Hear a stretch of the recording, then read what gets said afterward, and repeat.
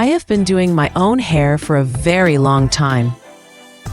People used to say my hair would never grow past my face, but I am a woman who likes a challenge. With proper care, it grew past my neck, past my shoulders, and then down my back. If you are curious how I did it, just drop a comment and I will be happy to share. But I don't let just anyone braid or style my hair. And I believe African American women should stop letting some African braiders touch their hair. Let's talk about why. It's so sad to say that there is a clear divide between us, because we're the same people. And if I am being honest, the disrespect feels more one-sided. Some African women have said openly they do not want African men dating African American women. Others come here and are told we're lazy, uneducated, and not worth dealing with. When we reach out to you, you reject us. You do not allow us in your conversations. And then you think you are smarter and better. Some of us already think you wanted to sell us into slavery. I'm just saying. Don't do that, African family. Wise up. The game Europe played on Africa over 400 years ago is still working. But do they know our history? We worked for free in this country for over 200 years under conditions subhuman.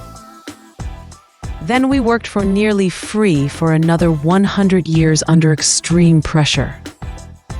And even today, minimum wage is below $8 per hour. Now let's talk about the disrespect in the African chair.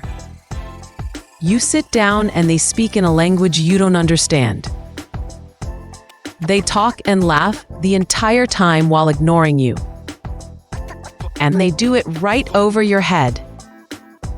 You are paying them. You showed up on time. But you are treated like an inconvenience. In our own community, it was never like that. Our sister stylists talked to us. They asked about our families. They prayed with us. That chair was a safe space.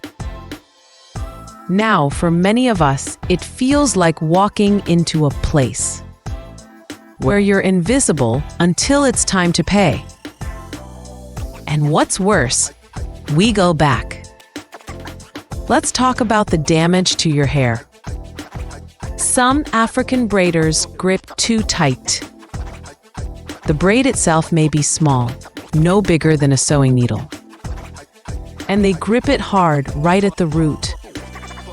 That kind of tightness is not needed. It doesn't make the style last longer. It doesn't make the hair grow. But it does destroy the hair shaft and it weakens the root. If one strand gets trapped between two braids, it can be easily snapped. Over time, those tiny breaks add up. Tight braids, heavy added hair, and a dry scalp only make it worse. And when you take those braids out, your hair comes out too, sometimes in bald spots. You know, you feel that tug. And then you feel that pop.